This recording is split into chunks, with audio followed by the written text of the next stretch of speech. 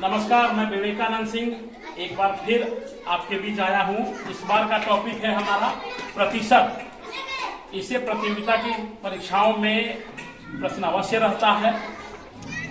एक सवाल है, देखते हैं हम लोग, चीनी का मूल्य 20% घट गया तो पहले जितने व्यय में कितना अधिक चीनी प्राप्त करेगा। सीधा समझिए कि अगर चीनी का दाम 20% घट गया तो उतना ही पैसों में कितना अधिक प्रतिशत चीनी प्राप्त होगा। इसके लिए फॉर्मूला मैंने पहले लिख रखा है। कितना अधिक प्राप्त होगा, समझिए कितना अधिक प्राप्त होगा मतलब प्रतिशत में कितना वृद्धि होगा। यहां कमी दिया हुआ है, अधिक निकालना है तो प्रतिशत वृद्धि 100 गुना कितना प्रतिशत वृद्धि हुआ है अब बटा 100 में घटा देंगे जितना वृद्धि हुआ है वो। इस फॉर्मूले पर देखते हैं कितना वृद्धि होगा तो 100 गुना कितना 20% घट गया है 20, यहां 100 माइनस 20 बराबर 2000/80 कट गया तो ये हो गया 25%। मतलब उतने ही रुपए में 25% अधिक चीनी प्राप्त होगा। उसी तरह दूसरा सवाल, अगर चीनी का मूल्य 10% बढ़ गया, पहले मैंने कहा था तब 20% घट गया, इस बार क्या है 30% यदि बढ़ गया तो पहले इतने व्यय में कितना कम चीनी प्राप्त होगा।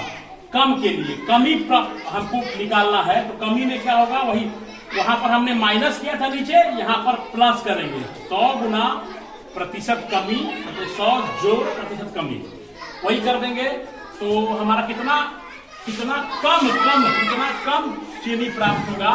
उसके लिए क्या है 100 गुना 30 और यहाँ 100 जोड़ 30, 3000/130। अब इसको निकाल देंगे फ्रैक्शन में हम।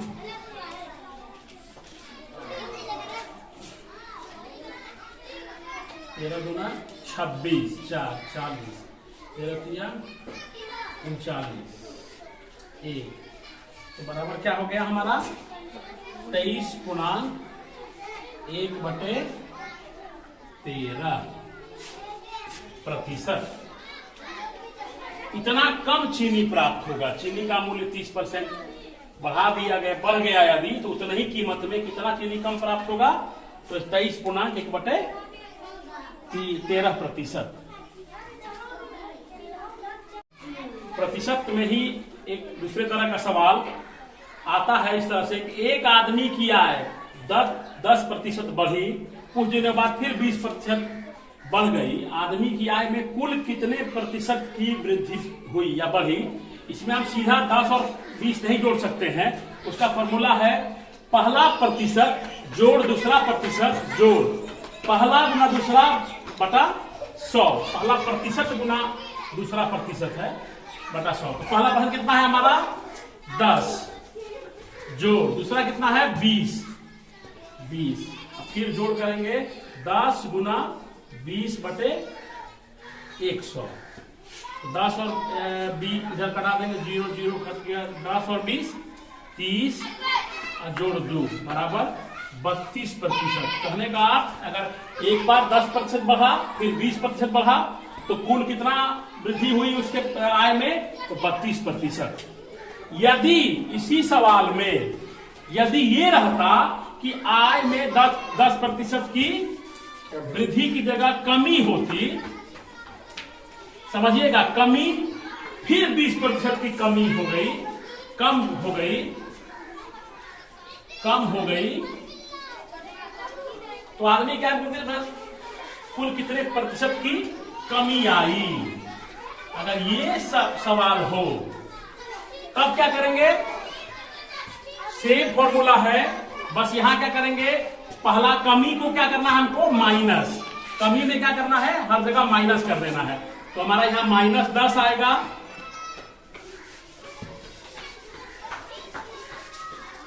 पहला प्रतिशत कितना है माइनस कर देना है बस। पहला प्रतिशत कितना है -10, दूसरा है -20 जोड़ -10 गुना -20 बटा 100। तो -10 -20 कितना हो गया? -30 और प्लस ये कट जाएगा तो ये हो गया 2।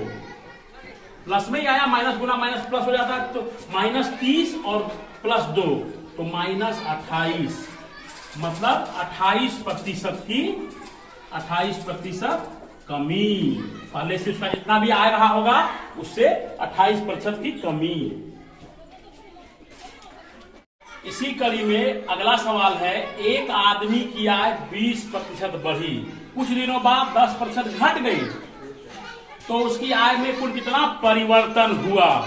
अब ये हम नहीं पहले बता रहे हैं कि बढ़ा कि घटा, मतलब कि सीधा समझिए 20% बढ़ी आय और फिर 10% घट गई। उस क्रम में फॉर्मूला हमारा वही रहेगा। पहला क्या है?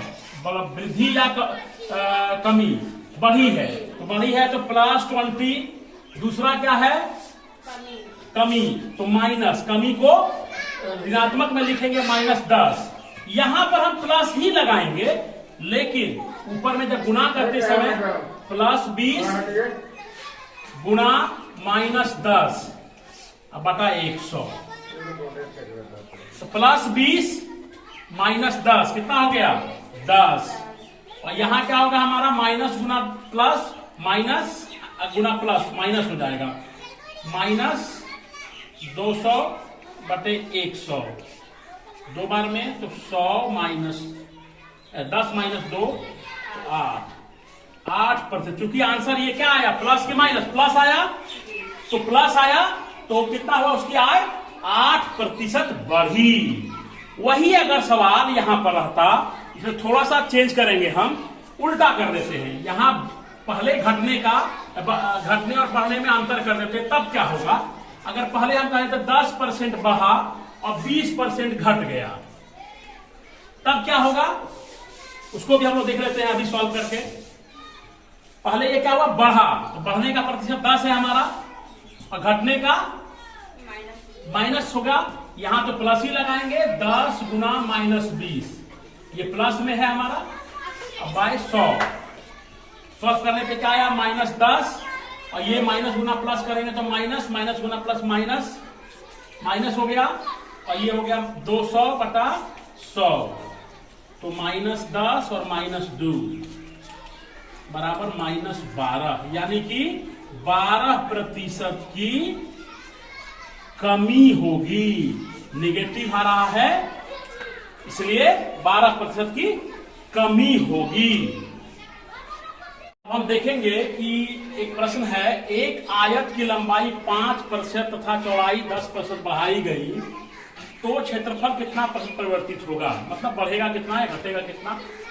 इसका निकालने का वही फॉर्मूला है, पहला प्रतिशत प्लस दूसरा प्रतिशत प्लस 5 गुना 10 बटे 100। यहां पर मैंने निगेटिव इसलिए नहीं लिया क्योंकि सारा बढ़ने वाला है, अगर घटने वाला होता तो वहां पर हम माइनस कर देते। तो 15 जोड़ 0.5 15.5%। तो आसानी से निकल गया। कितना अंतर आएगा उसके क्षेत्रफल में? 15.5%। यदि अगर हम यहां पर करें उसी तरह से, इतना घटाई गई, अगर यहां पर करते हम घटाई गई तो कितना प्रतिशत होगा? परिवर्तित होगा, -5 करेंगे यहां, और यहां -10, और इधर हमारा दोनों माइनस में आ जाएगा, -5 गुना -10 बटा 100। पहले वाला मिटा देते हैं, तो बराबर क्या हो गया? -15, और ये माइनस गुना माइनस प्लस हो गया, तो सब प्लस में ही आ गया, 50 100 -15 प्लस 1/2 करिए या 0.5 करिए, तो यहां क्या हो गया? 14.5% माइनस में, मतलब 14.5% कमी आएगी चौड़ाई में। अगला प्रश्न है, एक घनाभ की लंबाई 5% तथा चौड़ाई 10% घटाई गई, जबकि ऊंचाई 10% बढ़ाई गई, आयतन कितना प्रतिशत परिवर्तित होगा। इस तरह का यदि सवाल हो इसमें कि 3 अलग अलग राशियों को बढ़ाया घटाया जाए, उसमें पहले किसी 2 का परिणाम निकाल लेंगे, फिर उसके बाद जो निकला उसके साथ तीसरे का परिणाम निकालेंगे। तो सबसे पहले हम इन दोनों का करते हैं। क्या होगा, घटाना है, दोनों घटाया गया, ये भी माइनस में ये भी माइनस में है, तो -5 -10 प्लस -5 गुणा -10 बटा 100, कितना हो गया -15 प्लस ये आएगा 1/2, तो कितना हो गया -14 पॉइंट में ला देते हैं इसको हम, आसान होगा, प्लस 0.5, कितना हो गया -14.5% आ गया हमारा, ये माइनस में आया, कमी हो गया। अब इसके बाद हम क्या करेंगे, अब अगले के लिए हमारा ये -14.5 है और इधर +10 है, तो -14.5 प्लस 10 और प्लस -14.5 मल्टीप्लाई 10 बाई 100 करेंगे, ये कट गए यहां से, -14.5 प्लस 10 कितना हो गया -4.5, और ये भी माइनस में हमारा आ जाएगा, और ये कितना हो गया 14.5 बाई 10, तो माइनस में होगा 1.45, इसको दोनों को जोड़ देंगे हम, -5.95%, यानी कि कितना कमी आएगी इसके आयतन में, -5.95% कमी आएगी। कमी क्यों आएगी, क्योंकि यहां पर हमारा माइनस आया है।